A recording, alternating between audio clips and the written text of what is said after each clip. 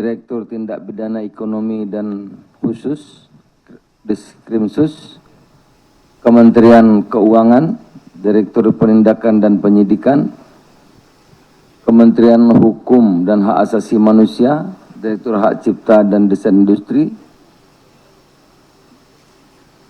BP POM, Deputi Bidang Penindakan, Kejaksaan Agung, Direktur Tindak Pidana terhadap Keamanan Negara, Keterangan Umum dan Tindak Pidana Umum lainnya, Badan Keamanan Laut, tentu teman-teman semua dari Bea Cukai yang hadir, serta teman-teman media yang banyak sekali hadir di sini. Kami ucapkan terima kasih atas kehadiran Bapak, Ibu, Tuan-tuan semuanya. Saudara, pagi ini tindak lanjut daripada Satgas yang telah kita bentuk, kami sampaikan telah dilakukan penindakan oleh Satuan Tugas Pengawasan Barang Tertentu yang diberlakukan tata niaga impor yang terdiri dari kementerian dan lembaga yang tertuang dalam Keputusan Menteri Perdagangan Republik Indonesia 932 tahun 2024 tentang Satuan Tugas Pengawasan Barang Tertentu yang diberlakukan tata niaga impor, yaitu sebagai berikut. Bareskrim Polri telah melakukan penindakan terhadap pakaian bekas sebanyak 1.883 bal.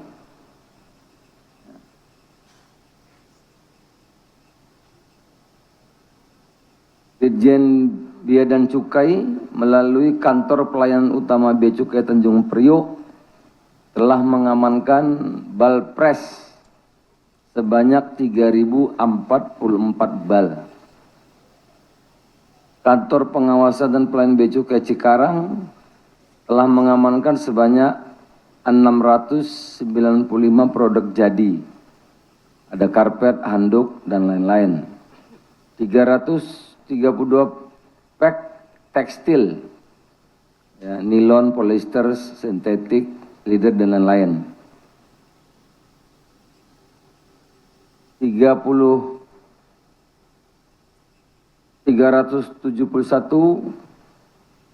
alas kaki, 6.578 piece elektronik, laptop, handphone, mesin fotokopi, dan lain-lain.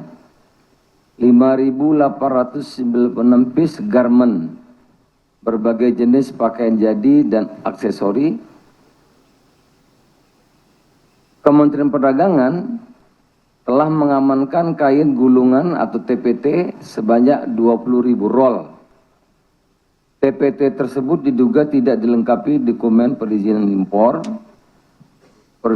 dan laporan surveyor, artinya barang itu masuk nggak jelas isinya, serta dokumen lainnya terkait asal barang sebanyak 20.000 roll. Dari hasil penindakan tersebut, keseluruhan diperkirakan nilai barang yakni sebesar 46 miliar 188.205.400 rupiah. Keseluruhan barang yang saya sampaikan tadi tidak memenuhi kepatuhan dalam importasi sesuai dengan peraturan perundang-undangan yang berlaku.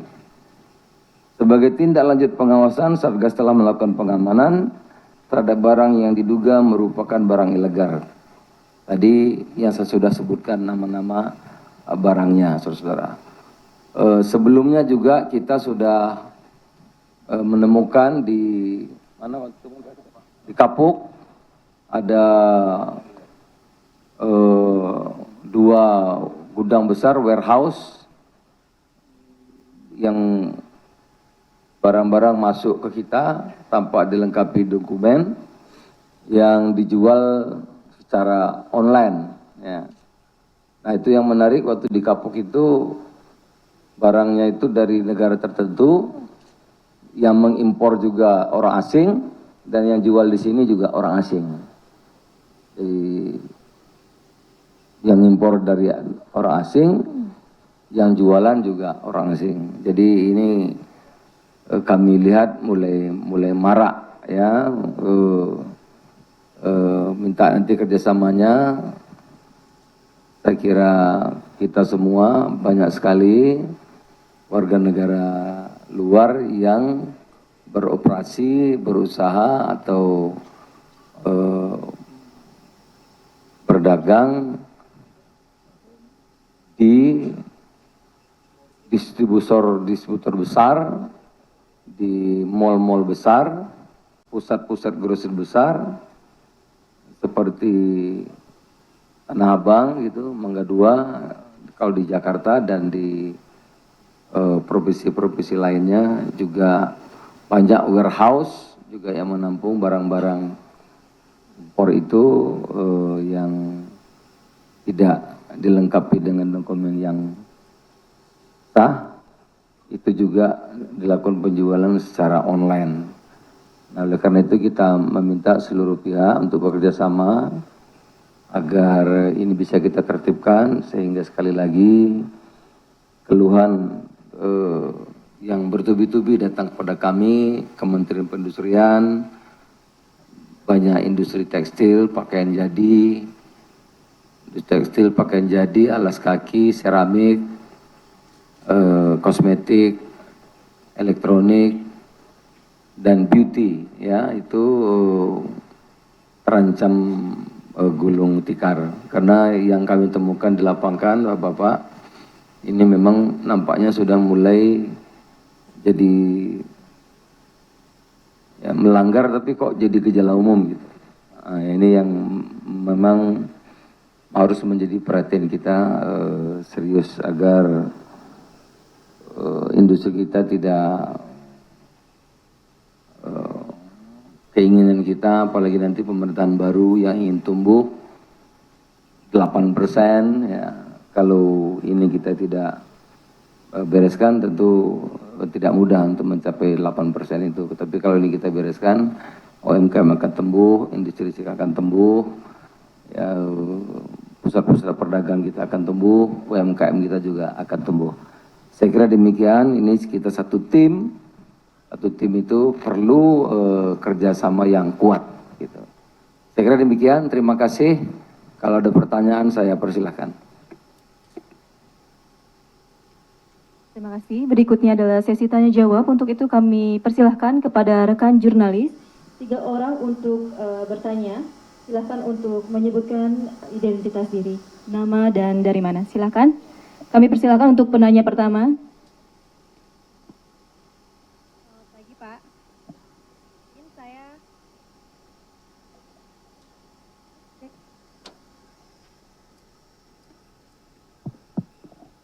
Selamat pagi, Pak Menteri.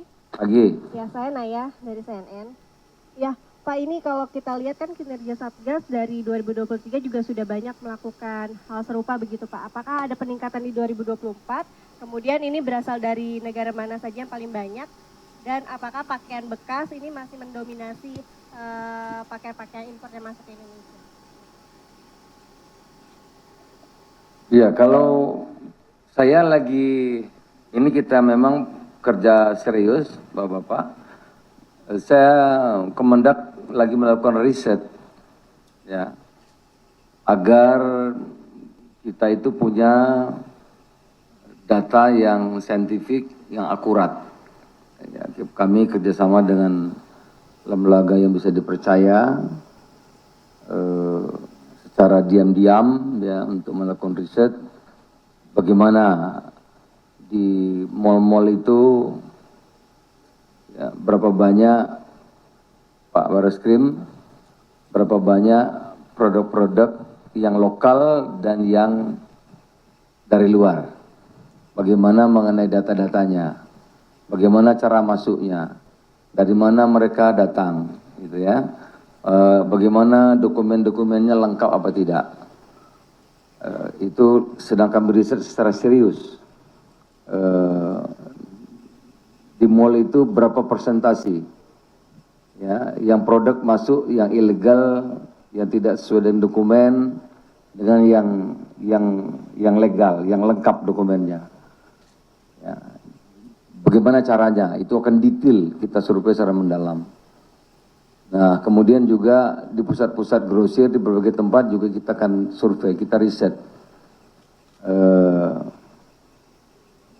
Bagaimana warga negara ya, asing bisa menjadi bandar ya di tempat-tempat mal besar itu, gitu. Dan itu secara terang-terangan. Dan nggak bisa bahasa Indonesia juga, Pak. Nah, itu jadi karena kalau itu yang masuk dari Barreskrim orang langsung tahu, Pak. Tapi kalau yang kita riset yang pelan-pelan yang itu tidak begitu sehingga bisa secara saintifik itu lebih bisa tergambarkan dengan baik gitu. Dan juga kita akan lihat bagaimana produk-produk yang warehouse itu begitu banyak sekarang di berbagai provinsi. Juga kita lihat, kita akan cari riset itu berapa banyak yang tidak memenuhi ketentuan ya. Dan ini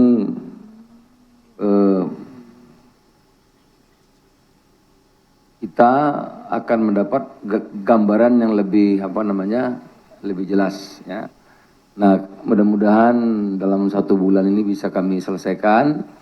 Kalau itu sudah selesai nanti saya akan laporkan ke Bapak Presiden, laporan ke Pak Kapolri, dan juga tentu ke Pak Jaksa Agung, juga ke Menteri Keuangan. Itu apa yang kita temukan di lapangan secara saintifik yang bisa dipertanggungjawabkan karena melalui hasil riset yang yang sekali lagi bisa dipertanggungjawabkan. Hari ini saya belum bisa jawab berapa banyak ya, tapi memang faktanya di lapangan banyak sekali ya. Terima kasih. Ada lagi? Berikutnya pertanyaan kedua untuk penanya kedua.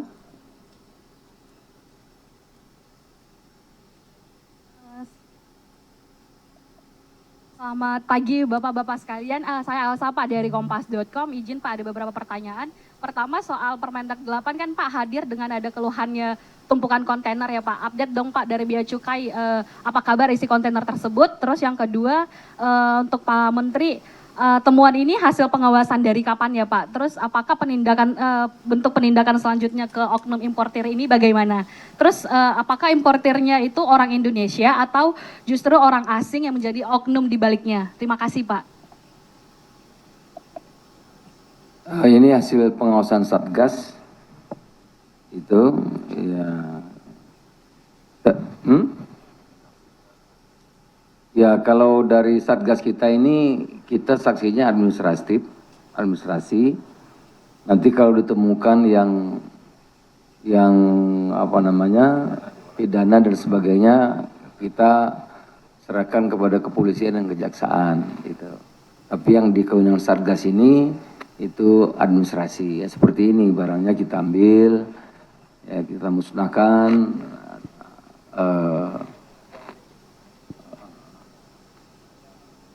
Kalau ditemukan di lain itu, ya tentu nanti aparat penegak hukum. Nah, yang pertanyaan kedua soal kontainer ya. Silakan Pak dari Bea Cukai mungkin Anda bisa jawab. Silakan.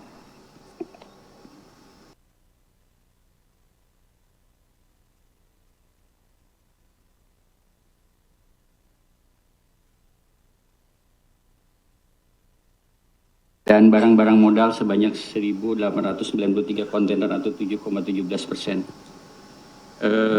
Demikian mungkin yang bisa saya sampaikan. Lagi? Satu atau dua lagi penanya?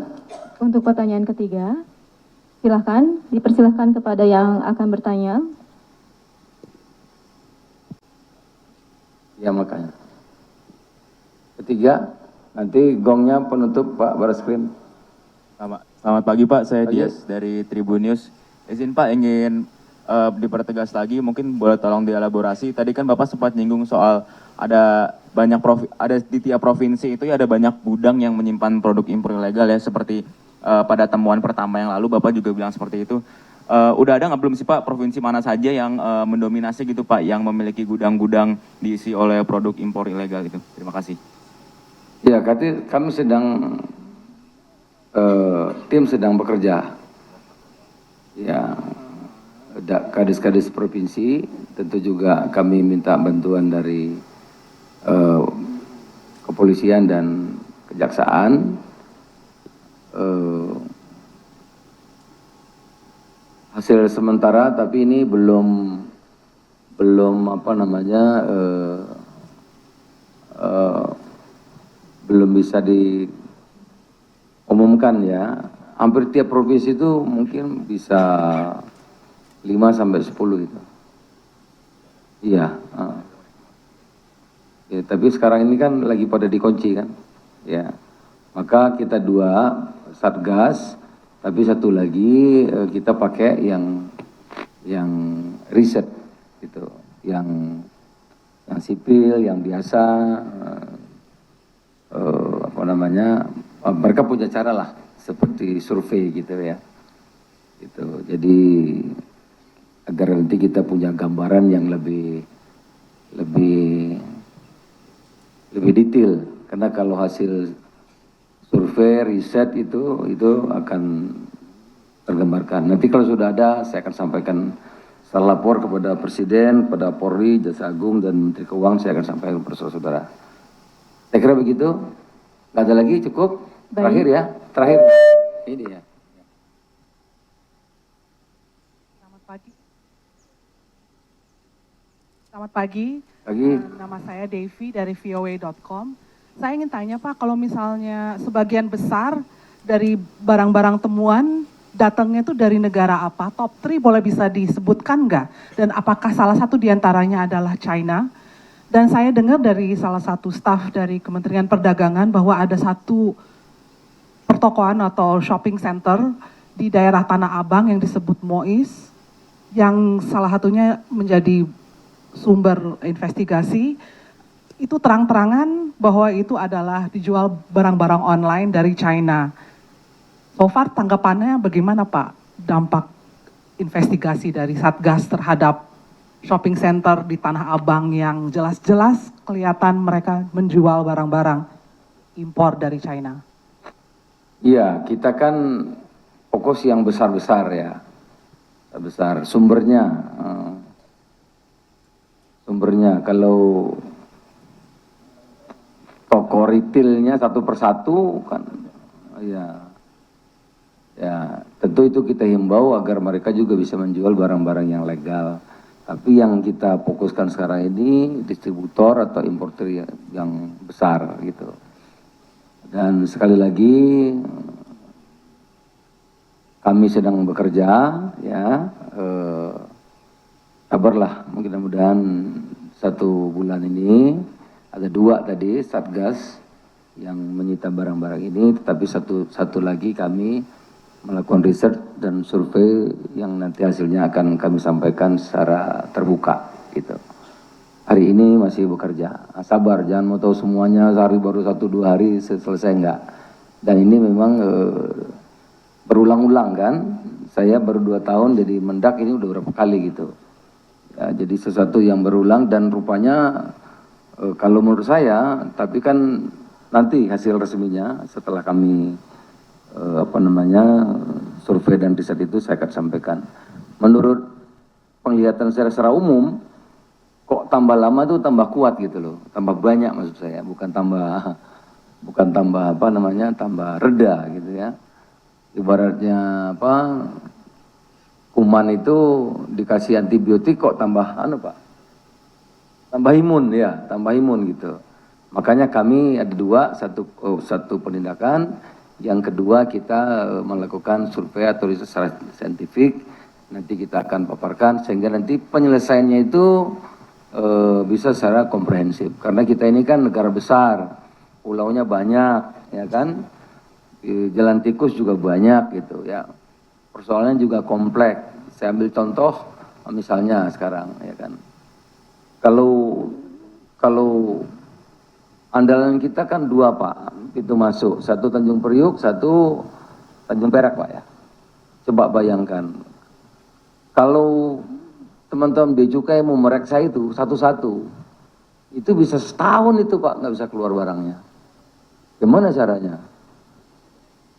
nggak mungkin gitu ya. Jadi ini makanya penyelesaiannya itu nggak sederhana. Oh ini kalau begini itu selesai, enggak. Oleh karena itu kita ingin dapat gambaran yang komprehensif sehingga mungkin penyelesaiannya nanti dilakukan secara komprehensif juga, secara terarah dan terpadu, ya kan, kementerian lembaga, sehingga baru dia bisa menyelesaikan persoalan. Kalau ini kan kita cuma shock terapi, orang kaget berhenti sebentar, ya mudah-mudahan industrinya hidup lagi gitu. Habis itu nanti ya gimana persoalan mendasarnya kita nggak selesaikan. Satu saya ambil contoh aja, saya ditanya misalnya Tanjung Priuk atau Tanjung Perak. Contoh misalnya kita pernah memberikan kebijakan barang-barang PMI, harus ada 56 item. Begitu diperiksa Pak, oh ya nggak mungkin, itu langsung numpuk, bisa nggak keluar, bisa macet itu, daftar tunggu apa kapalnya bisa berbulan-bulan itu nggak kelar. Jadi memang ini ya persoalan gitu ya, karena negara kita bangun majunya cepat, mungkin inspektur pelabuhannya juga nggak nambah-nambah Pak, dari dulu Tanjung Priok ya kan. Nah ini apakah bisa dibagi misalnya, apakah nanti dibagi, kita kan punya Jawa Tengah, kita kan punya Makassar, kita kan punya Bitung kan Pak, kita kan punya mana lagi gitu ya. Sehingga ini mungkin ditata atau bagaimana. Tapi setelah kita dapat gambaran yang lengkap. Ya. Kalau sekarang sekali lagi saya mengatakan saya ya baru gambaran secara umum. Memang persoalan kita tidak sederhana. Kalau ini kita matikan terus semua beres, enggak. Tidak juga. Ya karena tadi ya banyak hal yang perlu diselesaikan gitu. Sekali lagi ya seperti tadi, baru PMI saja Pak, ini baru PMI Pak, baru PMI saja kan kita sudah keteter gitu. Nah bayangkan kalau datang ke sini di Tanjung Priuk berlabuh beras berapa juta Pak itu, bayangkan yang harus masuk, kalau nak beras kena hujan busuk gitu. Terus bagaimana yang lain, kapal-kapal yang lain gimana ya kan. Nah, ini yang tapi kita kan perlu gambaran secara utuh, sehingga kita tidak hanya bicara ini begini kan nggak bisa. Gambaran utuh itu gunanya kami survei riset, nanti ada rekomendasinya penyelesaian seperti apa ya. Nah, tentu nanti semua kementerian lembaga akan dibawa ke dalam ratas gitu. Sekiranya begitu ya. Cukup ya Pak Bariskrim, silakan Pak. Pak Gongnya ini. Terima kasih. Assalamualaikum warahmatullahi wabarakatuh. Yang terhormat Bapak Menteri Perdagangan, Bapak Dr. Zulkifli Hasan, SCMM, dan rekan-rekan dari instansi terkait, dari yang tidak saya sebutkan satu persatu, dan rekan-rekan media sekalian. Terima kasih atas kesempatan yang diberikan kepada saya. Kita melihat di depan ini adalah bentuk upaya penegakan hukum, upaya penanganan yang dilakukan oleh Satgas. Artinya adalah upaya untuk bersama-sama melaksanakan kegiatan ini. Tidak ada satu persoalan pun yang bisa diselesaikan oleh satu kementerian lembaga sendirian. Ini adalah bentuk kolaborasi secara bersama-sama untuk menangani permasalahan yang tadi sudah disebutkan oleh Pak Menteri. Pak Menteri tadi sudah menyampaikan panjang lebar termasuk hasil-hasilnya. Mungkin di sini saya cuma ingin menekankan bahwa mari sama-sama kita berkomitmen. Apa yang oleh Bariskrim adalah bentuk komitmen kami untuk secara tegas mendukung apa yang dilakukan oleh Kementerian Perdagangan dan Satgas ini untuk bersama-sama menyelesaikan permasalahan. Memang tidak mungkin ditutup satu terus berhenti, tidak, akan terus ada. Dari langkah-langkah yang dilakukan oleh Pak Menteri tadi untuk menyelesaikan ini melalui sebuah penelitian yang komprehensif sehingga benar-benar tahu akar masalahnya di mana. Jadi menyelesaikannya tidak sepotong-sepotong tetapi secara keseluruhan. Nanti pun pelaksanaan seperti apa penyelesaiannya pasti juga bertahap. Karena persoalannya juga tidak sesederhana yang kita lihat. Dari masalah pelabuhan yang tadi dikatakan cuma 2 saja sudah menjadi sebuah problem tersendiri. Berapa banyak lagi pelabuhan yang kita butuhkan. Kemudian kapasitasnya. Nah kalau mau memperbaiki ini kan tidak langsung jadi pelabuhan itu. Perlu cost, perlu biaya, perlu waktu. Nah ini yang mungkin nanti akan diselesaikan oleh pemerintah. Nah, terkait dengan importasi masalah tekstil ini juga menjadi perhatian kami, karena tidak hanya merugikan negara dari sisi penerimaan, tetapi ini juga berdampak kepada para pengusaha kecil, UMKM kita. Bisa dibayangkan dengan harga baju yang kalau dijual eceran gini aja, nilai impor satu piece aja sudah berapa ribu, tetapi bisa dijual dengan nilai yang sangat-sangat murah. Gimana kita bisa bersaing? Multiple efeknya banyak. Pabrik-pabrik garmen kita tutup, UMKM kita tidak bisa bersaing. Sementara kita menyadari bahwa UMKM adalah salah satu tulang punggung perekonomian kita. Negara ini negara besar, punya potensi yang luar biasa untuk menjadi sebuah negara yang dengan perekonomian yang sangat tinggi nantinya. Bapak Presiden dan pemerintah kita bercita-cita visi Indonesia Emas tahun 2045. Ya, kalau ini masih masuk terus ya, bagaimana bisa tercapai? Karena syarat menjadi negara dominan adalah pertumbuhan ekonomi di atas 5% dan stabilitas keamanan dan ketertiban. Kalau barang-barang ini masuk terus, UMKM dan industri kita turun, makin banyak pengangguran. Dampaknya juga kepada stabilitas keamanan juga. Karena masalahnya akan lari dengan perut.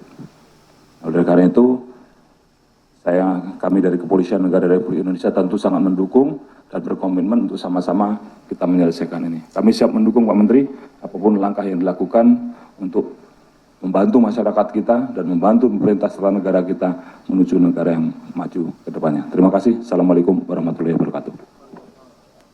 Dari Kejaksaan, silakan Pak. Kalau Bapak yang lain juga menambahkan nanti silakan. Terima kasih. Assalamualaikum warahmatullahi wabarakatuh. Yang terhormat Bapak Menteri Perdagangan, Pak Bareskrim dan yang lainnya, serta para wartawan yang hadir pada pagi hari ini. Kami dari Kejaksaan Agung sangat mendukung adanya Satgas barang impor.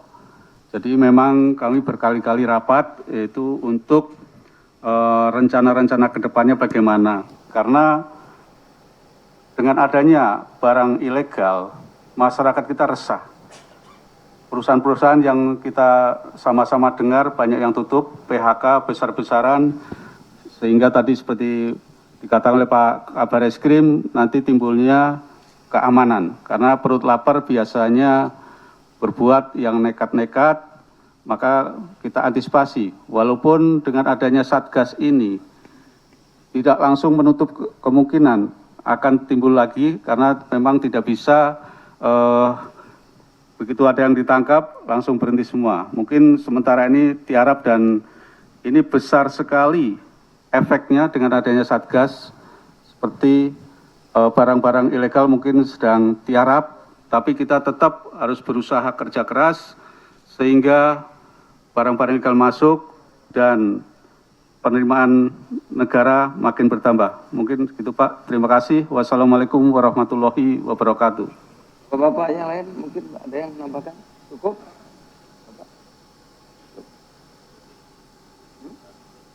Pak Deputi? Cukup. Saya kira demikian saudara.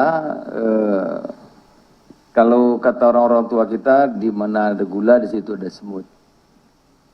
Ya, apa itu maksudnya? Maksudnya memang Indonesia itu salah satu negara di tengah ketidakpastian ekonomi yang tumbuh, Pak. Tumbuh. Pertumbuhan ekonomi kita rata-rata di atas 5%. Gitu. Inflasi 2, jadi rakyat tuh ya punya uang. Sehingga kita ini termasuk masyarakat yang daya belinya termasuk yang kuat. Nah, ya kan.